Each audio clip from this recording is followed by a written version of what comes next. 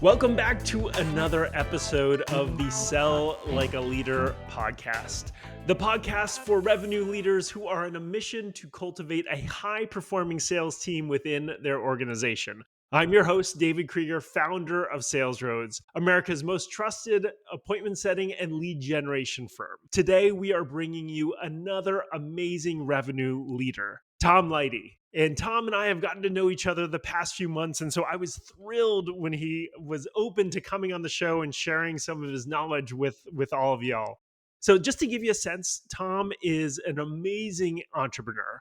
He has decades of experience building and scaling successful businesses. He's the CEO and founder of Infinity, which he started back in 1996 and has grown it into the leading inside sales and customer support agency, helping businesses that get and keep customers.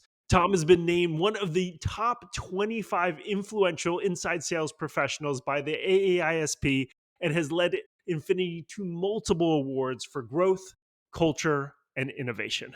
With that, thank you so much, Tom, for taking the time to be with us today. Well, thank you for the introduction. That's awesome. Well, thank you, Tom. So what I would love to dive into a bit today is you've been leading Infinity for 30 years, and the company, and I'll say the sales landscape, right, has changed a lot over 3 decades. And from our conversations, one of the biggest shifts for Infinity was developing Buyerlytics. And I'd really love to start there because I think a lot of folks can learn a lot from what you guys have put together and the rigor you guys put behind the Buyerlytics model. And so what I would love to start with was, what are some of the trends or challenges that made you realize that it was time to develop something like Buyerlytics? Yeah. Well, first of all, we've all sat in a boardroom at some point in our career, or, some of us do that every day and every week. I've never been in a boardroom where they're like, we don't need to grow next year. We can have flat revenues, we can have flat profits, and we'll have a great year. It just doesn't happen. But oftentimes those targets are a stretch to hit both revenue and profitability. And leaders leave those boardrooms with some ideas on how to achieve them. But oftentimes they overlook some of the simple things that they could do to drive growth. For example, expand your markets. If you have certain verticals or certain geographic segments, even company size that you've been successful with, you just want to do your addressable market analysis. You want to know what that addressable market is and how much you penetrated and how much opportunity there is left. You can look at your current client base and what are they buying and segment those who may be buying one product or service, but not others. And so there's an upsell, cross-sell opportunity. There could be new product development that, your customers are looking for new capabilities and new products or services. So Infinity sits in the boardroom with our clients and helps with the strategy to develop these plans that then can be executed either by their inside sales team, or if they choose, they can outsource to a company like Infinity that can build sales teams or retention teams to achieve these targets. Yeah, so that's great. So there's a lot to unpack there. And so, maybe if we could start with, walking us through some of those steps. So, if your clients are, sitting in the boardroom, they're trying to figure out how to grow, where do they start, or where do you start with them? Which types of data do you look at first? And then how do you look at that to try to come up with some of those insights and recommendations that you just laid out? Yeah, I mean, well, first of all, I think you have to start with your existing customer base because you have relationships there. And when you mind your customer base, you'll have insights. So I'm a firm believer in segmenting by some of the attributes I mentioned earlier, by geography, by company size, by vertical, even, in some cases by divisions where there could be multiple buyers within one large enterprise company. And then looking at what products and services are they buying? You know, What are the future needs of the market that maybe aren't being represented today? So that's a great place to start. Once you exhaust those opportunities, you can look at your existing base and what those attributes are and overlay that in terms of the entire US businesses, assuming we're talking about a business to business sale. So then you should be able to size, the potential that you have not reached yet, and then make some assumptions around how much you're going to penetrate in terms of product and services sold, what's your average order value, what does it take to convert an existing customer versus a new that might be more difficult to convert or take more time. So these are all just simple things that are part of our Buyerlytics DNA that we can help clients with. Yeah, so that's great, and I think a lot of times folks forget that very fundamental first step, and realize that they have so much data internally, and sometimes just don't think to do it or don't know how to do it. I think that rigor and that methodology is such a nice framework for companies as they're thinking through their strategy. And so, as you come up with some of those insights, and you determine certain segments or generate different things that you think might power their sales engine. Can you walk us through how you guys either at Finity or that clients take this internally, and how they take those insights and make them actionable and layer them into their sales team? Yeah, well, we start with an ROI process. If you have an existing sales team, you should know some of the key KPIs that are usually start with activity based KPIs. How many calls are you making? How many contacts with those calls? That you're having meaningful conversations, being able to qualify a customer. And then you really need to shift to more of the outcome metrics, which are really the conversion, the unit sales. Is it a single product? Is it a bundle? What are the offers needed to incent the customer, if any? But oftentimes that really helps stimulate. So it's really understanding what the current state is, and then trying to forecast and anticipate what your potential is based off that existing data. And so the insights are really being able to understand what your current state is, understanding what that potential is, and then building the plan to get there. From what I've seen with the Buyerlytics model, it's built on four key pillars, right? Which you've kind of broken down here as we talk: strategy, talent, technology, and execution. And if Mhm. I had to push you on it, is there one of these four pillars that is more challenging for clients? And how do you help them with those challenges? Well, I think I just talked a little bit about the strategy. There's generally some low hanging fruit that just is overlooked. People are always thinking about acquiring new customers, new logos, but there's a lot in the existing base. And so a balance strategy wise of doing both, I think is great. But I think one of the most often overlooked elements of successful sales team is the human talent and aligning the skill, the compensation, both base compensation along with variable. And with Buyerlytics, we're a big believer that each account executive that's either selling or retaining customers owns their own seat. They're like their own entrepreneur, and so they have an opportunity to make unlimited income. And so you want to attract people that are motivated uh, to have that level of success, but also can understand how the compensation and the rewards fit together relative to performance. And when they can connect performance and compensation, both fixed and variable, together, they're going to strive to hit that home run and to really knock it out of the park with success in terms of sales and also success for their own career.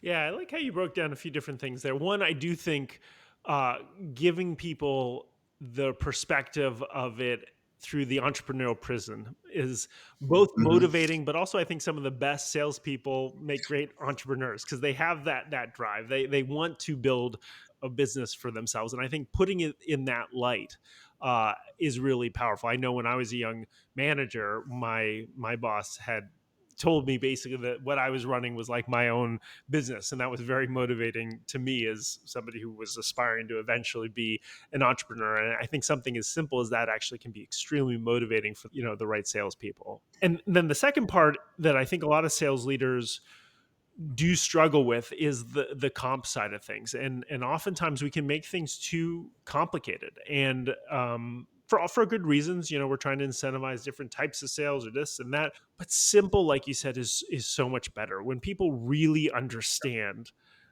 what their comp plan is and how they can move it. It is a magical thing. And so I think there's a lot of value in just designing that right type of understanding the metrics. And that goes back to the whole Buyerlytics model, I think, right? If you understand the metrics that are going to drive the sales forward and have the strategy, and then translate that to a simple comp plan that is a powerful comp plan, that's a winning recipe.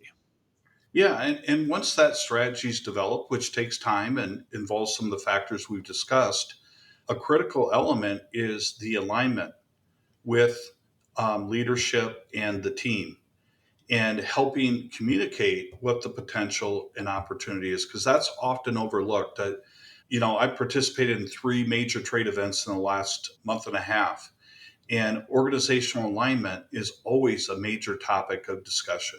And so I believe leaders, one of their most important responsibilities is to provide clarity for their teams. How do you win? What tools are available? What's the ROI on this investment?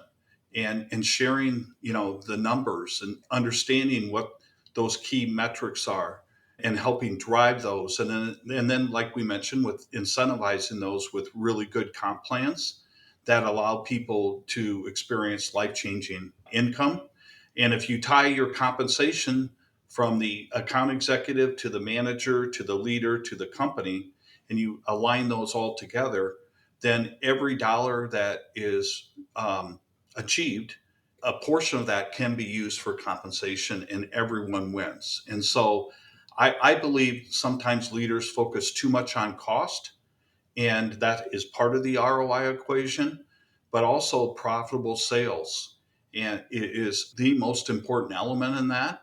And as long as you have a balance between your cost and the amount of income that you're achieving, you're going to have a very positive ROI. Yeah. So I think managing that human element is super critical. And with that, though, in this day and age, I've got to pivot a little bit to the the non-human in the sales room, and that's AI, Mhm. which is obviously becoming a major factor in sales. From your perspective, is there anything you're seeing that you know are changes that are coming in sales, and what's coming next?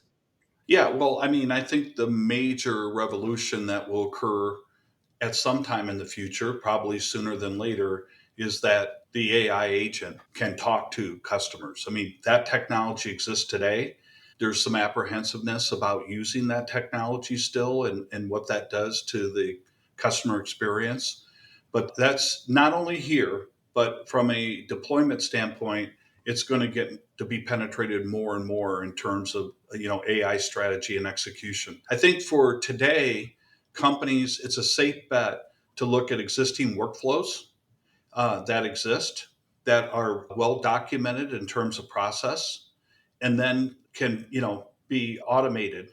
Those are great places to start. And in our business and in Buyerlytics, things like role playing, which is part of training, quality and verification, um, transcription, pre-call prep, all these types of things can really help make the whole sales process more efficient.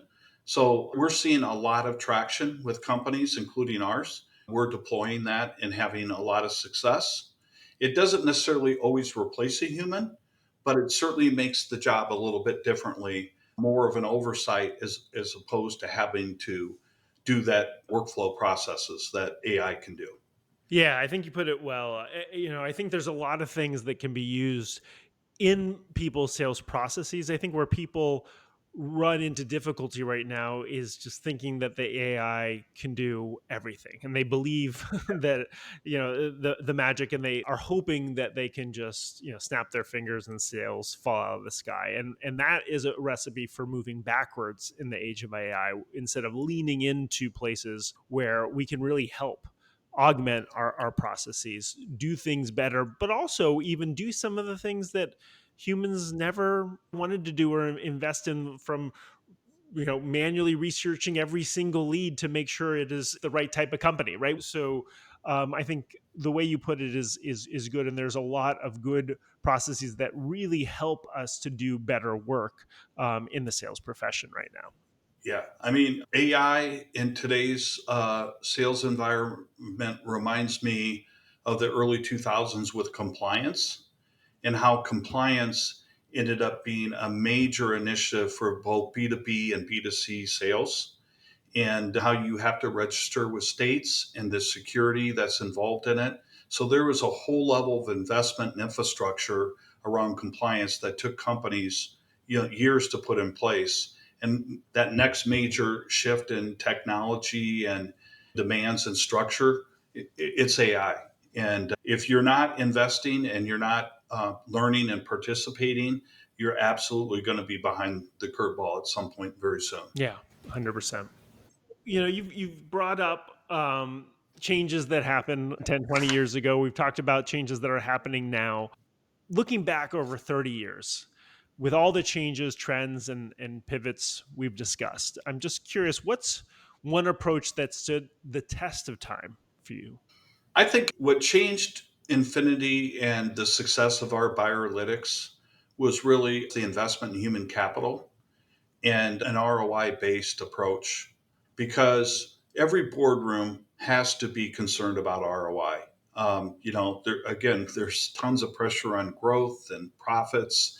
And so when you can show your leaders a method to invest strategically, but also, carefully, with a really strong ROI to back that up, a conservative one, hopefully that can be surpassed in execution. That's really, really powerful.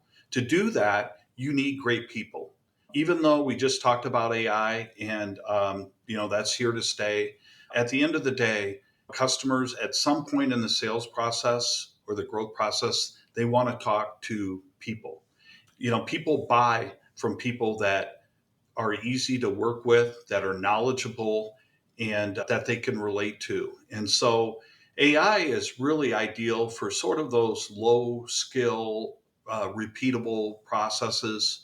I think AI has so much potential because it ensures scalability and repeatability in these processes that sometimes humans can't always achieve.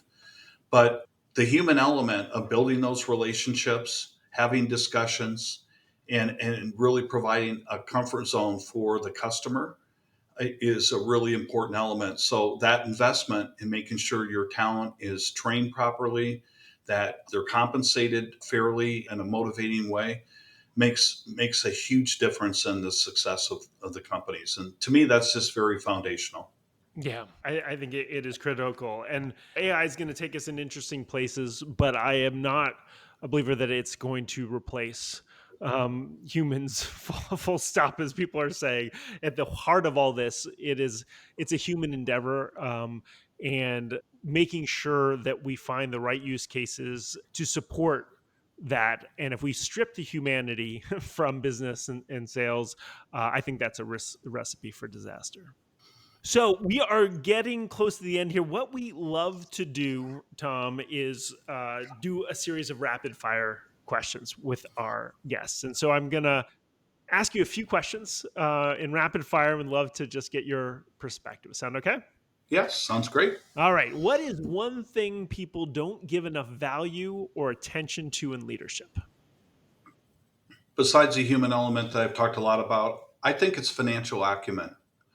And the reason why is because we've already talked about the importance of ROI, but I think that financial acumen bridges the strategy and the logic of the execution and just provides a lot of glue for those two ends.